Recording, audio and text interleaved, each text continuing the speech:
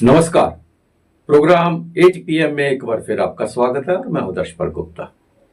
रजौरी के वडाल जो गांव है वहां 13 बच्चों सहित 17 लोगों की मौत हो चुकी है।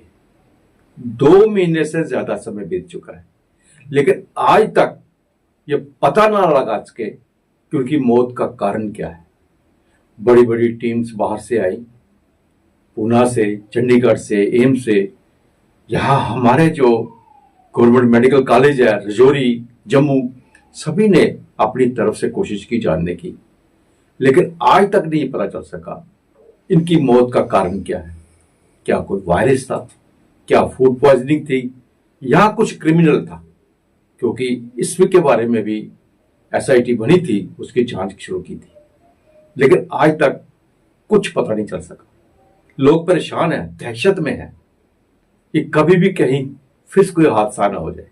हालांकि थोड़ा सा समय बीत चुका है, कुछ इस बीच में जो हॉस्पिटलाइज थे पेशेंट वो कुछ रिकवरी भी किए, वापस भी आए, लेकिन जब तक इनको कारण का ना पता चले लोगों में शांति बहाल नहीं हो सकती। डरे हुए हैं, वो जान नहीं पा रहे, वो समझ नहीं पा रहे आखिर ये 2 परिवारों के लोग किस तरह मौत का शिकार हो गए। कौन है जो मौत के घाटों में उतार रहा है? क्या कोई वारिस उतार रहा है? क्या कोई जहर घोला जा रहा है? क्या कोई क्रिमिनल साजिश है? इसके कारण परेशान हो गया लोगों।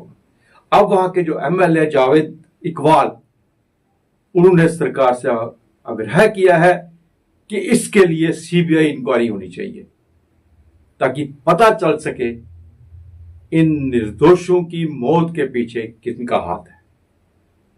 आगे बढ़ते हैं खबर के लिए। जितने भी हमारे यहाँ जम्मू के अंदर, जम्मू कश्मीर के अंदर देखें, जब बाहर से भी देखें, जितने भी अखबार वाले हैं वो हमेशा समाचार पत्र वाले हर एक की मदद करते हैं, हर एक की एक खबर को पहुंचाने की कोशिश की जाती है।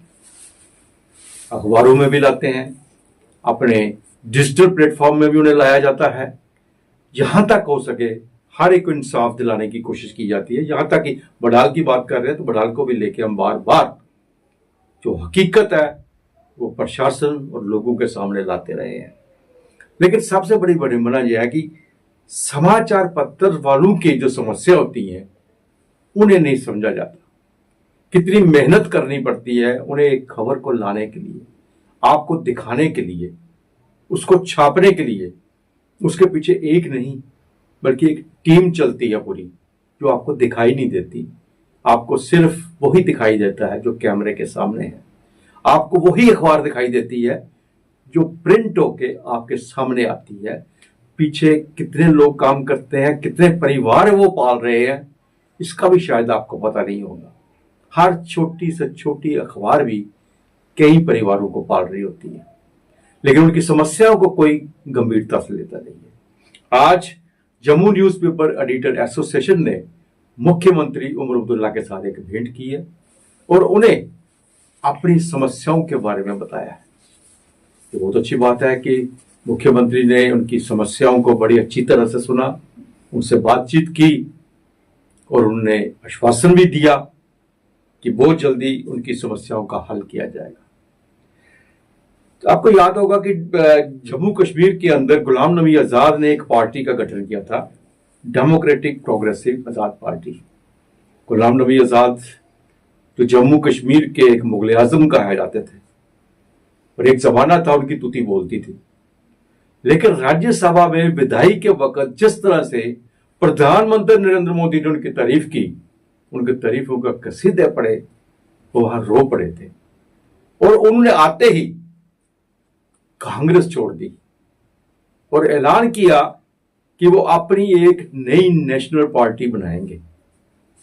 नेशनल पार्टी तो नहीं बना पाए, लेकिन उन्होंने एक रीजनल पार्टी, और अब रीजनल भी नहीं कहेंगे, हम तो मलेशिया तक ही पहुंच गए थे, वो वहां एक पार्टी का गठन किया जिसका नाम रखा डेमोक्रेटिक प्रोग्रेसिव आजाद पार्टी।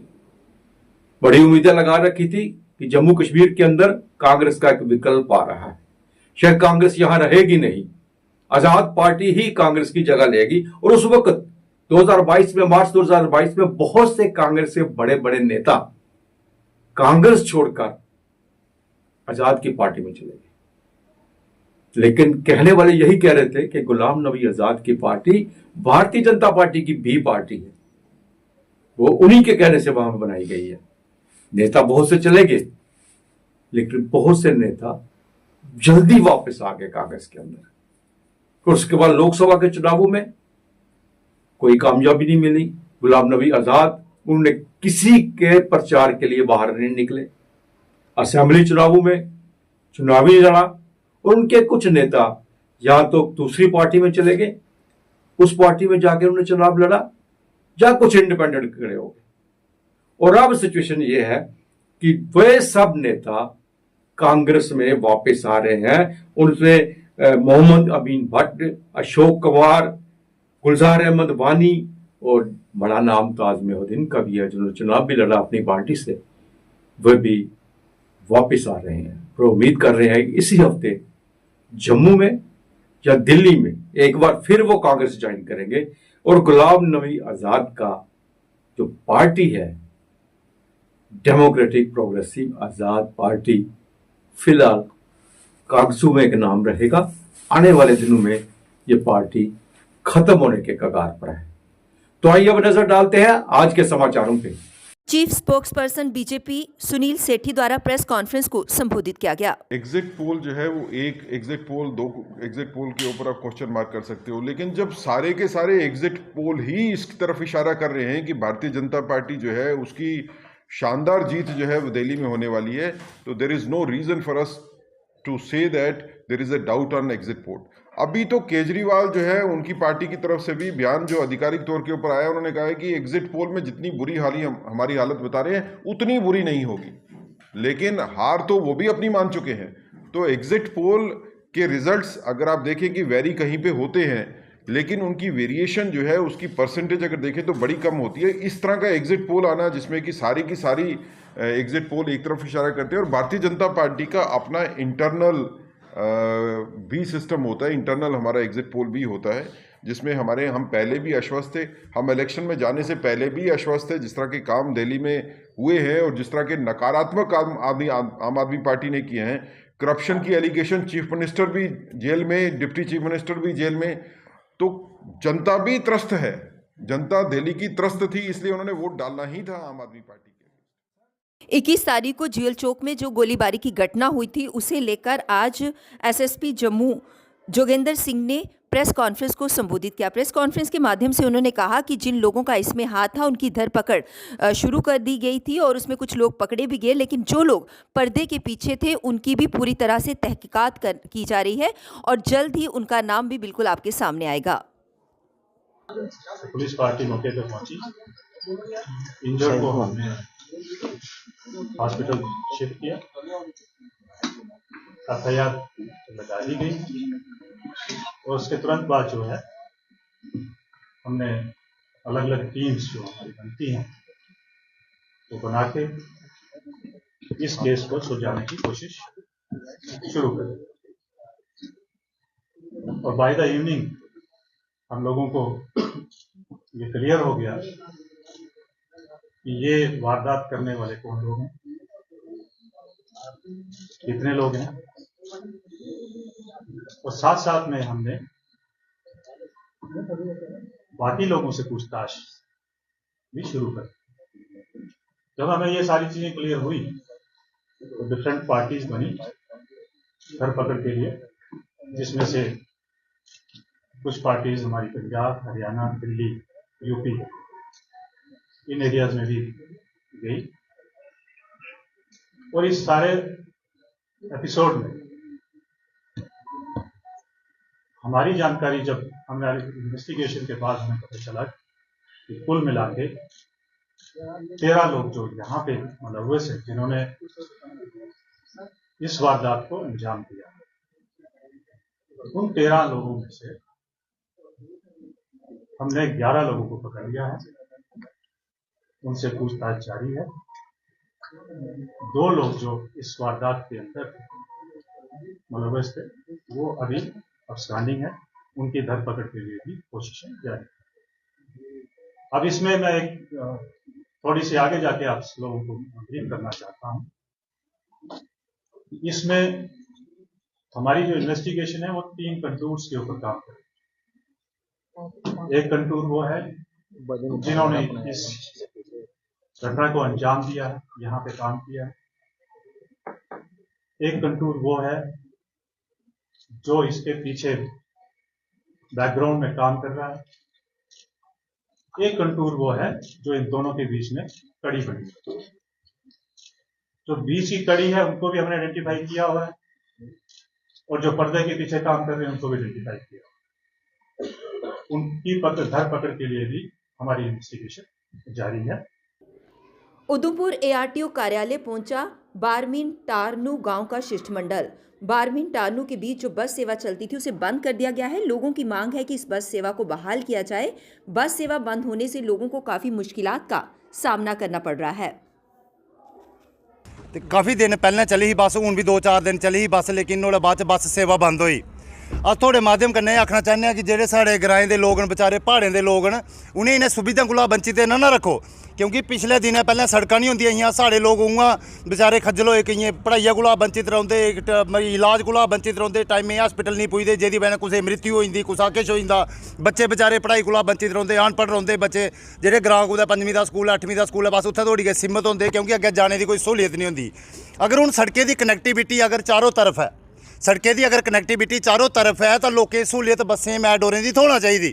तो इ'यै अस आरटीओ साहब अग्गें गुजारिश करने आए कि उं'दे कोल इक साढ़ा मैमोरेंडम देने आए अस आरटीओ साहब गी, कि ताकि जेह्का साढ़ा डेपुटेशन आया बरमीन ते नू दा, ते उ'ऐ अपील करने आए कि जेह्ड़ी बस सेवा है जल्दी कोला जल्दी इंदी शुरू कीती जाए, ताकि साढ़े लोकें भी जेह्का जीने दा अधिकार मिली सकै। इक लोकतंत्र च रौह्ने दा जेह्का साढ़े लोकें गी मूल जेह्ड़े अधिकार न उं'दे कोला वंचित साढ़े लोकें नहीं रखेआ जाए।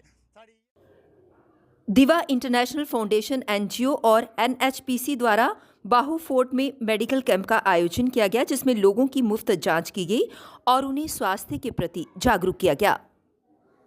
जहाँ पर आई स्पेशलिस्ट हैं, गायनी के हैं, फिजियोथेरेपिस्ट हैं, डेंटल के हैं, हर शोबा के जो डॉक्टर हैं जहाँ पर बैठे हुए हैं। मेडिकल चेकअप फ्री हो रहा है, इनके टेस्ट फ्री हो रहे हैं। तो आने वाले टाइम में जो आयुष्मान के जो केसेस हैं उनके ऑपरेशन भी होंगे। मैं दोनों एनएचपीसी के अधिकारियों का और दिवा इंटरनेशनल फाउंडेशन का नेशनल लेवल की जो एनजीओ है उनका दिल की अजीम गहराइयों से मैं शुक्रिया अदा करता हूं, क्योंकि एक बैकवर्ड एरिया के अंदर जो बहुत से हमारे जो लोग हैं, गरीब लोग हैं, जो मेडिकल चेकअप के लिए भी जो अफोर्ड नहीं कर पाते हैं, तो आज यहाँ पर उनके लिए बहुत बड़ी जो सहूलत है। यहाँ आयुर्वेदिक दवाइयाँ भी हैं और एलोपैथिक दवाइयाँ, दोनों तरह की दवाइयाँ जो हैं वो उनको दी जा रही हैं और फ्री उनका जो हेल्थ चेकअप किया जा रहा है। ये हमारे लिए बड़ी खुशी की बात है। एक बार पुनः दोनों ऑर्गेनाइजेशन का, एनएचपीसी का और दीवा इंटरनेशनल फाउंडेशन का दिल की अजीम गहराइयों से मैं शुक्रिया अदा करता हूँ। Life and work of Chaudhary Fayaz Hussain Inquilab को लेकर Jammu and Kashmir academy of art culture and languages द्वारा सेमिनार का आयोजन किया गया।